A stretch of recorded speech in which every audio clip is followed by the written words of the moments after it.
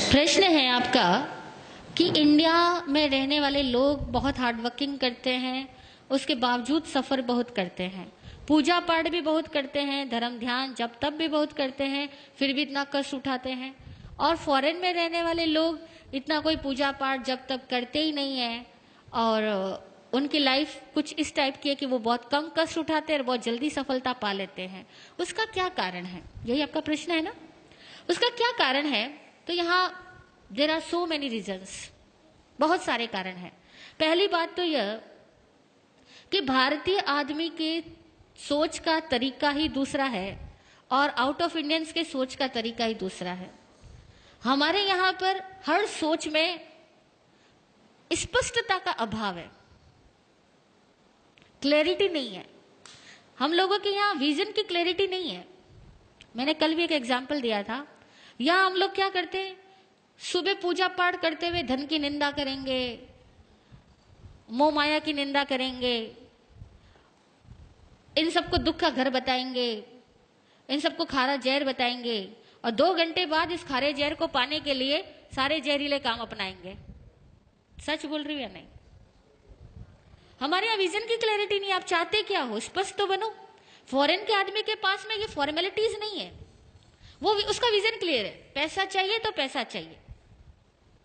हमारे यहाँ पैसा भी चाहिए और पैसे को वो क्या, हाथ का मैल, पैसा तो हाथ का मैल है, ऐसा भी कहेंगे।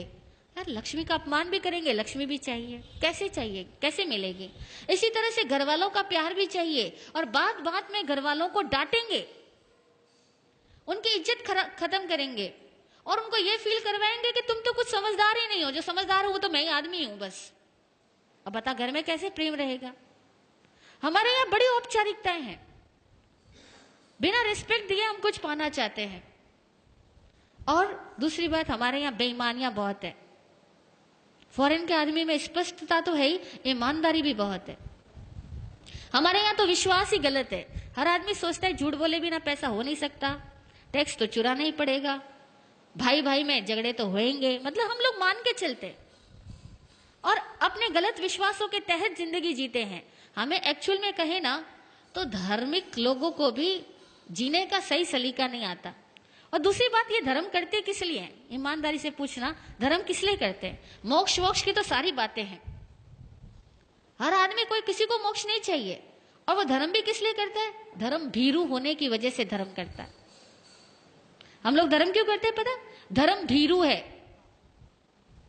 धर्म से डरते हैं, पाप बनने से डरते हैं, नरक से डरते हैं, भगवान से डरते हैं, इसलिए तो धर्म करते हैं। हम कौन सा धर्म समझ के करते हैं?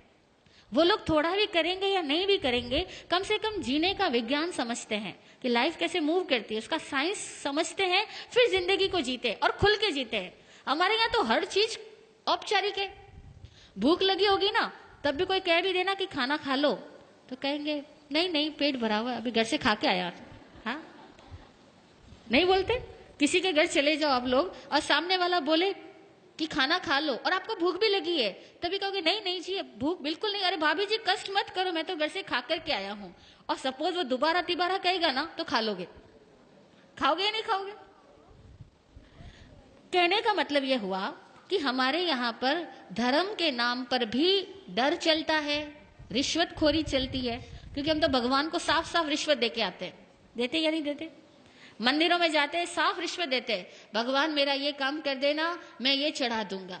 और पहले चढ़ा करके बाद में चढ़ाने का वायदा करके भगवान से अपने इच्छाओं की पूर्ति चाहते हैं। बड़ी अवैज्ञानिक तरीके से हम लोग भक्ति करते हैं, अवैज्ञानिक तरीकों से धार्मिक क्रियाएं करते हैं, क्योंकि धर्म को हम समझने की कोशिश भी तो नहीं करते, खाली हम रिवाजों को फॉलो करते हैं, लकीर के फकीर बने हुए हैं। तो धार्मिक होने से, पूजा पाठ जब तब करने से कुछ नहीं होता। और अक्सर देखा जाए तो ज्यादा जाप वही करता है जो ज्यादा डरपोक होता है, ज्यादा लालची होता है, जिसको लगता है जितना ज्यादा जाप करूंगा मेरा धन उतना ही ज्यादा बढ़ेगा, मेरी सुरक्षा उतनी ज्यादा बढ़ेगी। अक्सर लोग इसी वजह से जब तब ज्यादा करते हैं और इसलिए करते हैं कि थोड़ा भगवान खुश रहेगा तो मैं जितने पाप कर रहा हूं ना उसका फल मुझे कम देगा। हकीकत है, हम इंडियंस लोगों की सोच ही बड़ी अजीबोगरीब है। इसीलिए हम लोगों का जब तक सब देखा जाए ना तो बड़ा स्किन डीप भी नहीं होता। जरा सा कुछ घटना चेंज होगी ना, सब छूट जाने वाला है। कुछ घर में एक प्रतिकूलता हो गई तो कहोगे हे भगवान, हे कन्हैया, तेरे से तो मेरा विश्वास ही हट गया, तू मेरा कुछ भला नहीं करता। हम भगवान को भी सीधा तिरस्कृत करके आ जाएंगे, तूने मेरा क्या किया, मैंने इतने सालों तक तेरी पूजा की, तूने मेरा किया तो किया क्या। हम लोग कहाँ भक्ति करते हैं? भक्ति कोई हृदय की होती है? भक्ति ज्ञान से आए, भक्ति प्रेम से आए तो ये सवाल ही नहीं पैदा होगा। और दूसरी बात, इंडियंस लोग सफर इसलिए करते हैं क्योंकि यहाँ बहुत बड़ा तंत्र खराब है। केवल एक आध आदमी खराब नहीं है, पूरा सर्कल ही डिस्टर्ब है, पूरी व्यवस्थाएं खराब है, व्यवस्थाएं विकृत है, एक तंत्र खराब है। जब पूरा तंत्र खराब होता है ना, तो एक सही, जैसे समझो एक बगीचे के अंदर बहुत ज्यादा प्रदूषण हो, गंदगी इकट्ठी हो, और वहां पे आप गुलाब के पौधे लगाओ, तो बेचारे गुलाब के पौधे अगर 100 लगाए हो तो 90 तो वैसे ही सूख जाने, वो गंदगी उनको पनपने नहीं देगी, खिलने ही नहीं देगी। और 10 लग भी गए तो उनकी खुशबू नहीं फैलने देगी, क्योंकि 100 गंदगी के ढेर और 10 गुलाब के फूल रख दो तो खुशबू आएगी या बदबू आएगी। तो हमारी इंडिया में तो प्रॉब्लम यह है कि 100 तो गंदगी के ढेर लगे हैं और 10 गुलाब के फूल हैं। वो सच्चे धार्मिक कह दो या सही समझदार लोग कह दो, वो 100 में से 10 लोग मिल जाए तो बड़ी बात है, बाकी के सारे लोग केवल एक भेड़ चाल में अपनी जिंदगी पूरी करते हैं। इसीलिए इस इंडिया में तंत्र बिगड़ा हुआ होने की वजह से बहुत चीजें बिगड़ी हुई है। दूसरी बात, इंडिया के लोग ऑनेस्ट नहीं है, जितनी समझदारी की बातें हम जानते हैं ना, उसको फॉलो नहीं करते।